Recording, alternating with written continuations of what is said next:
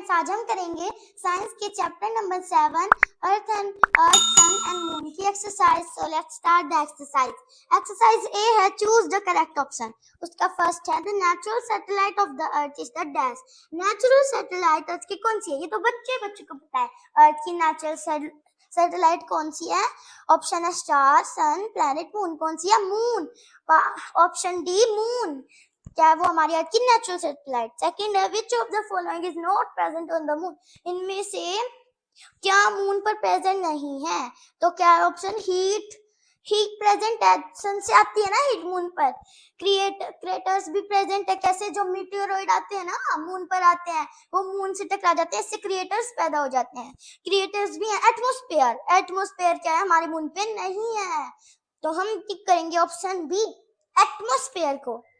Here, third है the gravity on the moon as compared to that on the earth is।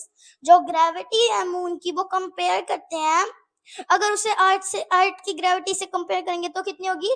1/6 होगी। तो हम tick करेंगे option C 1/6 को। फोर्थ है इन ए सोलर एक्लिप्स। ये बहुत अच्छा क्वेश्चन है। सोलर एक्लिप्स में करेक्ट ऑर्डर में 3 हेवनली बॉडीज को हमें लिखना है, करेक्ट ऑर्डर में। यानी पहले कौन सी आएगी, दूसरी कौन सी आएगी, तीसरी कौन सी आएगी। और 3 हेवनली बॉडीज है सन, अर्थ, मून, है ना, उन्हें करेक्ट ऑर्डर में लिखना है। तो ऑप्शन है sun, earth and moon. Sun, moon, earth, moon, sun, earth, none of these. तो कौन सी आएगी? पहले आएगा सन, फिर मून, फिर अर्थ। तो हम टिक करेंगे option B sun, moon and earth को। फिफ्थ है एक्लिप्स ऑकर्स व्हेन। ये कह रहा है एक्लिप्स कब ऑकर्स होता है, लेकिन इसमें ये नहीं बताया कि लूनर एक्लिप्स है या फिर सोलर एक्लिप्स है। तो हमें बस ये देखना है कि एक्लिप्स कब ऑकर होता है। ऑप्शन है the sun in between the moon and the earth. Sun, moon और अर्थ के बीच में होगा। और बी है the sun, the earth and the moon are in straight line. हाँ, तो क्या है, जो सन, अर्थ और मून जब एक स्ट्रेट लाइन में आएंगे तब एक्लिप्स होता है। तो हम टिक करेंगे option B the sun, the earth and the moon are in straight line. Six है neap tide occur on a day. Neap tide कौन से डे पे ऑकर होता है? नीप टाइड मतलब यानी जो लोअर टाइड, यानी जो कम ऊंची टाइड उठती है जो समुद्र में, वो कब, कौन से डे को उठती है? ऑप्शन है new moon day, full moon day, no moon day या फिर quarter moon day. Quarter moon day पर क्या होता है? नीप टाइड्स ऑकर होती हैं। तो हम टिक करेंगे option D quarter moon day को। सेवेंथ है मेजर कंस्टिट्यूएंट्स ऑफ द सन। आज जो मेजर कंस्टिट्यूएंट है सन के वो कौन से हैं? ऑप्शन है hydrogen, oxygen, hydrogen and helium. हाँ, तो क्या है, जो मेजर कॉन्स्टिट्यूएंट्स कौन से हैं? कॉन्स्टिट्यूएंट्स कौन से हैं सन के? हाइड्रोजन एंड हीलियम क्या है सन के? मेजर कॉन्स्टिट्यूएंट्स हैं। तो हम टिक करेंगे option B hydrogen and helium को। एक्सरसाइज बी है state whether the following statement are true or false। हमें क्या करना है? बस ट्रू और फॉल्स बताने हैं। फर्स्ट है the universe is a wide open space. जो यूनिवर्स है वो एक बहुत ज्यादा ओपन स्पेस है। वाइड यानी बहुत ज्यादा ओपन स्पेस है। क्या यूनिवर्स एक वाइड ओपन स्पेस है? ट्रू, यस, जो यूनिवर्स है वो एक वाइड ओपन स्पेस है। तो हम यहाँ लिखेंगे true. There is evidence of water at the poles of the moon। क्या हमारे पास अभी तक कोई एविडेंस है कि मून के पोल्स पर वाटर है? तो क्या है, अभी तक हमें कोई एविडेंस नहीं मिला है कि मून के पोल पर वाटर है, इसीलिए हम यहाँ लिखेंगे फॉल्स। थर्ड है we can live on the moon because it has an atmosphere. हम मून पे लिव कर सकते हैं क्योंकि इसके पास एटमॉस्फेयर होता है। फॉल्स नहीं, तो बच्चे को पता है कि मून के पास एटमॉस्फेयर नहीं होता, तो हम कैसे रह सकते हैं? तो ये हो जाएगा फॉल्स। फोर्थ है lunar eclipse will occur if the moon comes in between the sun and the moon. ये कह रहा है कि लूनर एक्लिप्स जब ऑकर्स होता है, जब एक मून कम होता है, आता है सन और मून के बीच में। ये कैसे हो सकता है? ये तो पॉसिबल ही नहीं है। तो ये क्या हो जाएगा? फॉल्स, क्योंकि लूनर एक्लिप्स के टाइम मून सन और मून के बीच में नहीं आता। ठीक है, तो हम यहाँ लिखेंगे फॉल्स। फिफ्थ है a solar eclipse take place only a new moon day.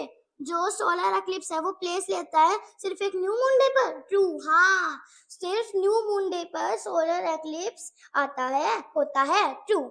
Sixth है total solar eclipse is visible from all part of the earth. Total पूरा सोलर एक्लिप्स क्या अर्थ के हर पार्ट से हम देख सकते हैं? नो, बिल्कुल भी नहीं। ये कैसे? जहां पर यानी जो सन है, जहां पर मून आएगा, सन के सामने जो मून आएगा, तो वहीं पर तो सोलर एक्लिप्स दिखेगा। जहां पर क्या होगा? जहां पर मून की शैडो पड़ेगी। इसलिए हम क्या लिखेंगे यहाँ? फॉल्स। एक्सरसाइज सी है फिल इन द ब्लैंक्स। उसका फर्स्ट है the gravitational force of the sun and the moon dash each other to produce spring tides. जो ग्रेविटेशनल फोर्स होता है सन और मून का, वो क्या होता है जिससे वो ईच अदर को प्रोड्यूस करते हैं स्प्रिंग टाइड्स। जिससे क्या होती है स्प्रिंग टाइड्स होते हैं। क्या होता है सन और मून का जो ग्रेविटेशनल फोर्स होता है वो कंबाइन हो जाता है। तो हम यहाँ लिखेंगे कंबाइन, COMBINE, combine. Second है the innermost layer of the earth is called, जो innermost layer अर्थ की वो क्या है, कोर। ये भी तो पता है कि अर्थ की सबसे अंदर वाली सबसे बीच वाली लेयर है उसको हम क्या कहते हैं, कोर। थर्ड है the major portion of the sun's core is made up of dash। जो मेजर पोर्शन है सन की कोर का वो किससे बना है, हाइड्रोजन से बना है। तो हम यहाँ लिखेंगे hydrogen. Fourth lunar eclipse occurs only on dash day. कौन से डे पर ऑकर्स होता है लूनर एक्लिप्स, हमने पढ़ा था ना उसमें टिक द करेक्ट में, फुल मून डे पर। तो हम यहाँ लिखेंगे full moon day. Fifth dash eclipse should not be seen with necked eyes. Dash eclipse को हम अपनी खुद के नेक्ड आइज से नहीं देख सकते। कौन सी एक्लिप्स को, सोलर एक्लिप्स। क्योंकि जब मून और जो सन और मून होते हैं ना, जब वो आते हैं तो उनसे एक ऐसी लाइट आती है जो हम अपनी नेक्ड आइज से नहीं देख पाते, इसलिए हम यहाँ लिखेंगे सोलर एक्लिप्स। एक्सरसाइज डी है give one word for each of the following. One word देने हैं। Number of planets revolving around the sun. जो हमें प्लैनेट्स के नंबर बताने, कितने प्लैनेट्स हैं जो सन के रिवॉल्व करते हैं, 8 प्लैनेट्स। तो हम लिखेंगे 8।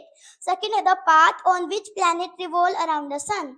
जो पाथ है, कौन सा प्लैनेट रिवॉल्व करता है सन के अराउंड, यानी जो पाथ होता है प्लैनेट्स का, जो पाथ होता है जो सन के अराउंड रिवॉल्व करता है उसको हम क्या कहते हैं, ऑर्बिट। ऑर्बिट क्या होता है, एक पाथ होता है जिसपे प्लैनेट रिवॉल्व करते हैं सन के अराउंड। तो हम यहाँ लिखेंगे ऑर्बिट। थर्ड है द स्मॉलेस्ट प्लैनेट। ये भी पता है जो स्मॉलेस्ट प्लैनेट है वो कौन सा, सबसे स्मॉलेस्ट है मर्क्यूरी। तो हम यहाँ लिखेंगे मर्क्यूरी। फोर्थ है द ब्लू प्लैनेट।